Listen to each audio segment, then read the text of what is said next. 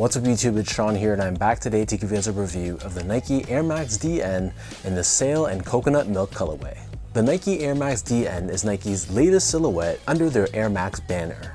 But whereas Air Max traditionally back in the day were released as actual performance running shoes, nowadays they're strictly just lifestyle sneakers. So this one was part of many colorways that released on Air Max Day on March 26th. They retailed for a price of $160 US or $210 here in Canada. The official colorway for this pair is Sail, Coconut Milk, Black, and Beach. And of all the colorways that have released so far, these ones were easily at the top of my list. So this Air Max DN, the DN part, that stands for Dynamic Air, which according to Nike is a new technology, which is designed to create a more dynamic heel-to-toe transition through the utilization of this very unique two-chambered, four-tubed air unit. So according to the Nike.com description, this air unit is basically split in two. So the back two tubes, there's a higher pressure or PSI within them, which theoretically gives you a bit more of a firmer feel underfoot, whereas the front two tubes, those two have a lower PSI, making it a bit softer, and it allows these tubes to compress down a little bit easier. And as you move, according to Nike, the air is supposed to move freely between the tubes, allowing the air to respond to your movement, which is why it's called Dynamic Air. But when you think about it, it's actually not that different than existing Nike tech like Tuned Air. So that's why I was kind of curious to check these out in real life and see if there was actually a noticeable difference on foot. So diving into the details of this shoe, the majority of the upper, this is crafted using a very fine mesh. So you can see underneath this translucent mesh, we have a secondary layer underneath. So while it's still a breathable shoe, it's probably not as breathable as you would think. Right in the center of the toe, we have this cream-colored Nike swoosh, and then surrounding the entire upper of the shoe, we have these very small horizontal nubs, which feels like rubber to the touch. Covering the front toe cap for added durability, we have this cream-colored TPU layer, and then surrounding the edges of the upper, we have this cream-colored fuse material, which also helps to give you additional support around the bottom edges. For the eyelets, the majority of the eyelets are comprised of these woven strips. However, the top eyelet is constructed out of the circular cream-colored TPU.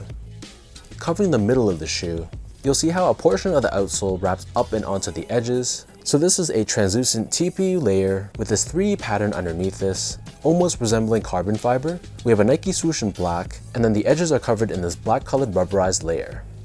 Moving downwards, you can see we have more of these cream colored rubber nubs, and then covering the heel of the sneaker. This is just like what we saw on the mid panel. So it's a translucent TPU layer with this rubberized outer edge. This helps to give you additional structure and support for the back end of the shoe. And right in the middle, we have this Air Max DN branding, which is a callback to retro Nike Air branding from the late 90s and early 2000s timeframe. In terms of laces, so this pair only comes with one lace option, and they're a thick rope style lace done in the Sail color. Underneath this, the tongue is actually pretty unique.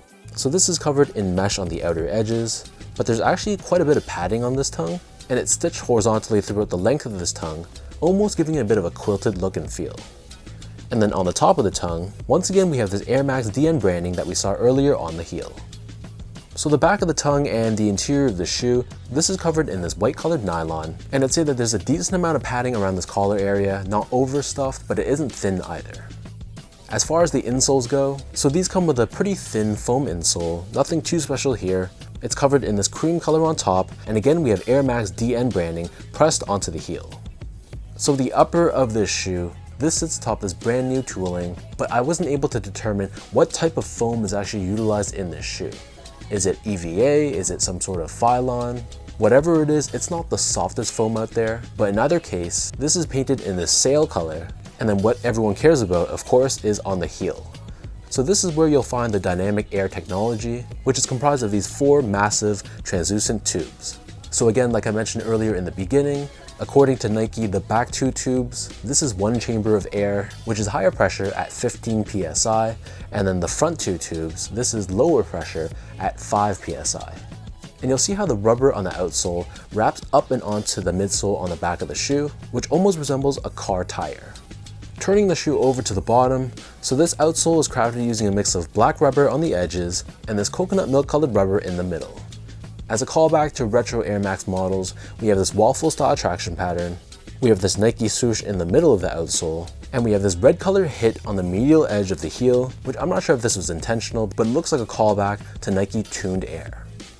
So that breaks down the look and the construction of this pair. And for those wondering about how these fit, generally speaking, these do run true to size. So getting these in my true size, they fit me pretty well. They are a little bit more on the snug side. Specifically, they're a little bit narrow in the toe box.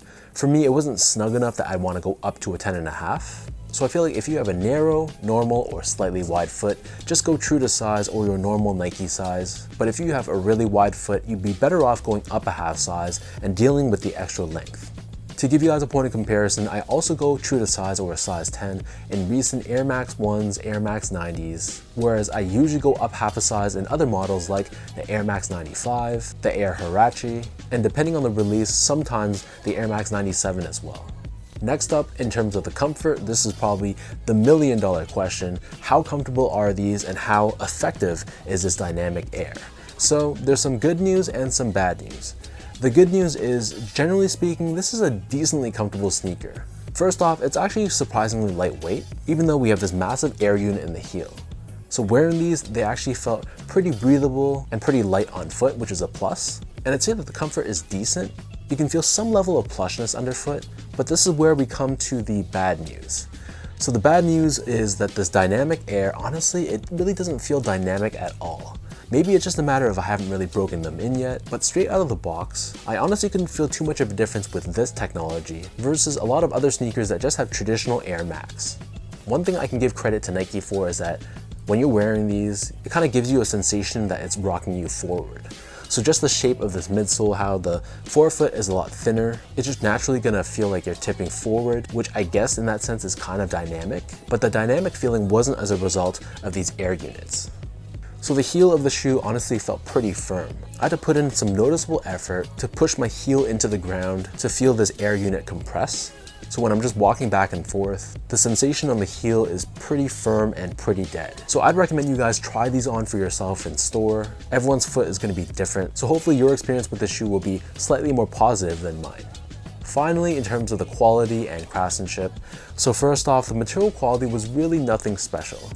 A good chunk of the shoe is constructed out of recycled materials, and basically everything on this shoe is synthetic. We just have these nylons, meshes, TPU layers. There's really nothing premium or high quality about the materials, and the build of the shoe, I thought it was okay. There weren't any major flaws that I could see.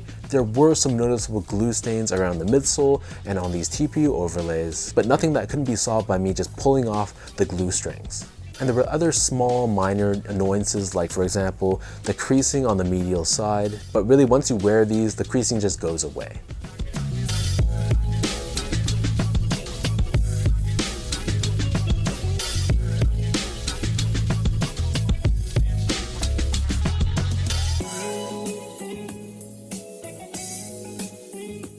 So with all that out of the way now, let's toss these on feet. I'll lace them up for you and I'll show you guys how these look.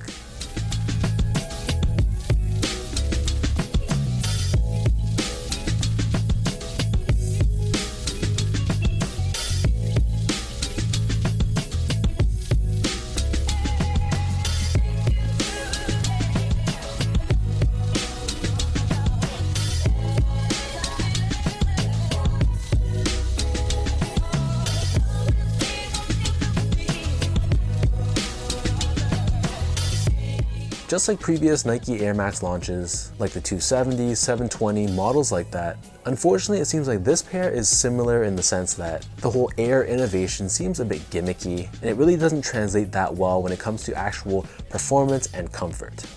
I do think that this shoe is a nicer looking silhouette than the 720 and the 270, so I'll give credit to Nike for that. I think there is some potential for very nice colorways down the road. I just wish this shoe was a bit more comfortable, at least straight out of the box. But maybe once I wear these in, break them in, my opinion could change. But as of right now, it just didn't leave me that impressed from an actual performance or comfort standpoint. So let me know in the comment section down below, what do you guys think about this Nike Air Max DN? What are your thoughts on the design of the silhouette? And for anyone that's tried this model before, what are your thoughts on the comfort and the whole dynamic feeling underfoot? Do you feel it? Is it more of a gimmick? Leave your thoughts down below and let's talk about it. And as usual, if you guys enjoyed this review, be sure to like, comment, and subscribe to my channel if you haven't yet. You can follow me on Instagram at esco8, check me out on X or Twitter at sean.go spelt out, and visit my website at seango.ca. So thank you so much for watching. Hopefully you guys enjoyed this review and hopefully it helped you in some way. I appreciate the continued love and support. Thank you so much, guys, and I'll catch you guys all in my next video.